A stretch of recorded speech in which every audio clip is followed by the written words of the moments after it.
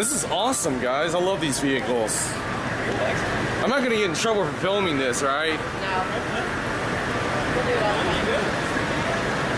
Yeah, I see videos, man, if you're all doing your military stuff out, or like, you know how they upload, they're allowed to do that, right? Yeah. Yeah, as long as not, Cool, man. All right, man. Take care. Bye. Be strong, man. Army strong, man.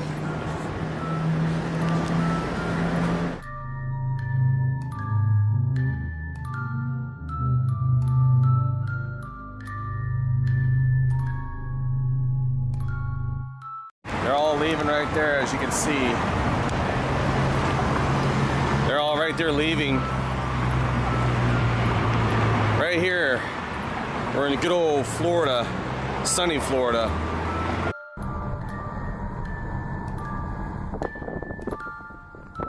Look, check this out, y'all. Y'all check this out.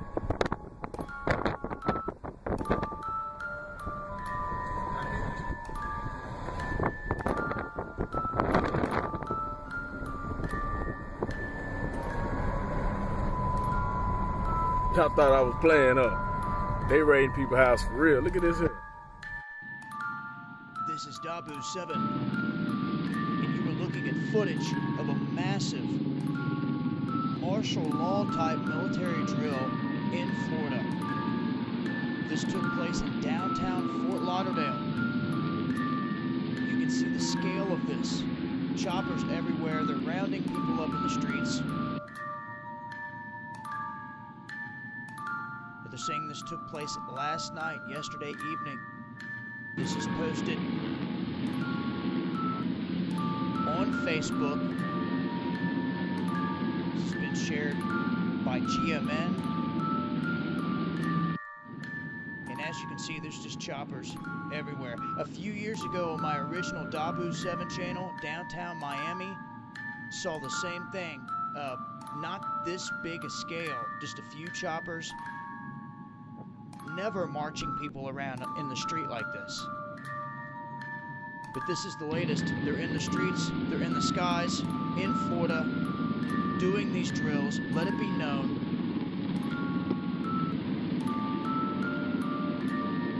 This is Dabu 7.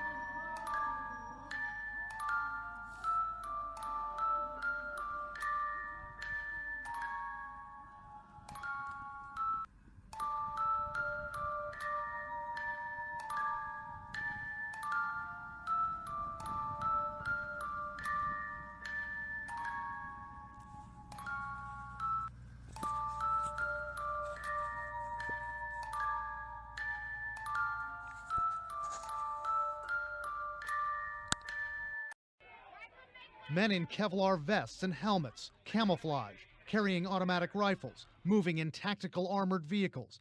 These aren't American troops on the battlefield, but police in Ferguson, One observer says he thought he saw police in an MRAP.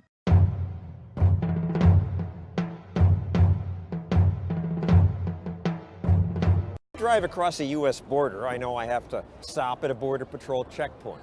But imagine driving to the grocery store, well, inside America, and being stopped by the Border Patrol.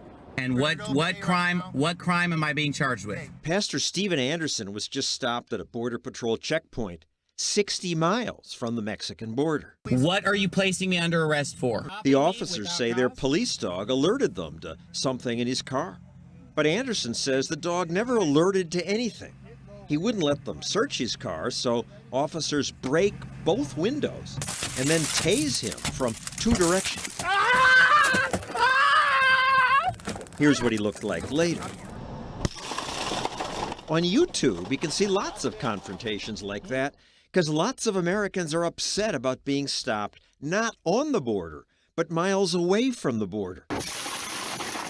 Our government did rule that Border Patrol may set up checkpoints within a reasonable distance of the border.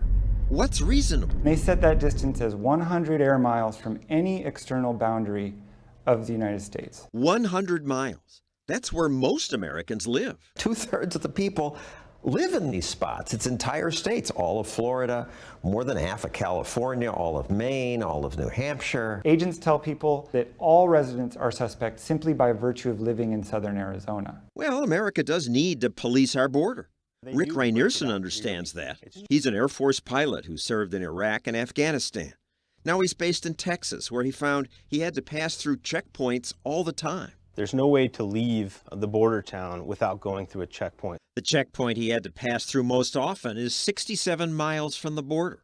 I started to feel like I was asking permission to leave that town. I'm just traveling in the United States. I haven't crossed any borders, and I didn't really like that feeling. So he installed cameras in his car. Because I wanted to be able to prove the truth of events. I've asked them if I'm free to go. I've asked them if they're detaining me. They won't answer any questions. Here he's on the phone with a lawyer. They're now standing around without telling me anything. The Supreme Court said that Border Patrol agents at immigration checkpoints can conduct brief stops for the limited purpose of verifying resident status. They could not involve the searches of individuals or the interior of their vehicles. Both of you citizens? Yes, thank you. The person says, yes, I am, and they should be let go. According to the Supreme Court, yes. But that's silly. I mean, the guy would just lie. It may be silly, but you can't just set up a checkpoint to go on a fishing expedition for all manner of criminal wrongdoing. But that's exactly what many border agents do. What's the reason to want to check my trunk? Just your car is dirty? Can you hold on your back window, please, so I can see? Here, a Border Patrol agent inspects one of our cars. It was a peaceful little town. It was calming. There wasn't no problems. Big government creates problems. As the number of interior checkpoints has grown, more Americans say, this is destroying our town. There's less and less tourists coming here. This woman had to close her business. It's sad. Economically, this town depends on tourists. And we're not on the border. We're in America. People in Aravaca say it's like living in occupied territory. Apache helicopters overhead, surveillance towers, dozens of Border Patrol trucks cruise their streets. It's one block town, and the border's not even close to here. Imagine living in a small town where, in order to go to work or take your kids to school, every day you had to answer to an armed federal agent at a checkpoint. I don't need reasonable suspicion. That's the law, sir. No, it's not. They might want to ask you about your medical history, where you're coming from. Is that a toolbox or something? On other days, they might decide that they want to search your car. You can't hardly get out on the road now if somebody doesn't stop you. It's like they think everybody out here is a criminal. These are the kinds of experiences that real people are having on a daily basis at these checkpoints. And they really fundamentally fly in the face of what it means to live in a free society where you don't have to answer to federal agents when you're going about your daily business. Leave us alone. Just big brother looking at us, you know. Am I being detained? And so more Americans are pushing back. Why am I being detained, Agent Gilmore? Arizona photographer James Foray refused to answer extra questions. Where are you coming from? Why? Well, why don't you pull up right over there? Why? Why? Why? Because I'm sending you over there. Answer my question. Do you have a gun in the vehicle? They asked him a series of I don't questions. have a weapon. They asked him a series of invasive, intrusive questions that were none of their business and they did not have authority to ask him. He asserted his rights. Which led to this. Open this door, get him out of the vehicle now. Why are you twisting my arm? Because you're not listening to what I'm asking. I you. am. Put it in park! Not to reach for anything. Tase this mother. Handcuff him. He was pulled out of his car at gunpoint, detained in handcuffs for almost an hour while agents tore apart his car. They found no contraband. What question did I not answer? Rick Reinierson says it's wrong that he's asked, "Where are you going?" in his own country. You wrote on your window? Is that as far as it'll go? I bet the Border Patrol agents would say, "Come on, Rick, this is hardly a threat to your liberty. Just tell us where you're going." I answered 17 questions. I produced a military ID, a driver's license, and 2 passports. So if it was your job to be a border guard and somebody wouldn't answer questions, wouldn't you want to detain them? Well, you might want to, but unless you have reasonable suspicion for a crime... I'm suspicious because he won't answer questions. Lack of cooperation cannot be used as a basis for reasonable suspicion. This is a person who's having to stop in the middle of a road, who's done nothing wrong, and finds himself surrounded by armed government agents with dogs. The Border Patrol would not respond to our questions about this.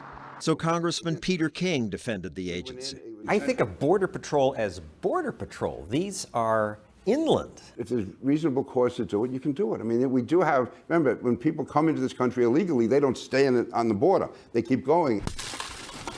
If people aren't immediately compliant, they'll break a window. People have been tased. I am not aware of any significant abuses at all. I'm on the Homeland Security Committee. If anything, the complaints we get is there's not enough strict enforcement. Isn't there something un-American about 100 miles from the border, American citizens having to prove we're Americans just to drive to work or the grocery store? We live in a very upsetting world. You always have to balance the equities. Americans have the right to be free in their own country, to drive within their own country. Real freedom lies in the thin space that separates an American citizen from an armed member of their government. An MRAP is a mine-resistant, ambush-protected vehicle. It's built to withstand armor-piercing bombs. This is not something that we need in American communities. But Kara Dansky of the ACLU says more than 500 MRAPs have made their way from Afghanistan and Iraq to local police forces in America just over the past couple of years.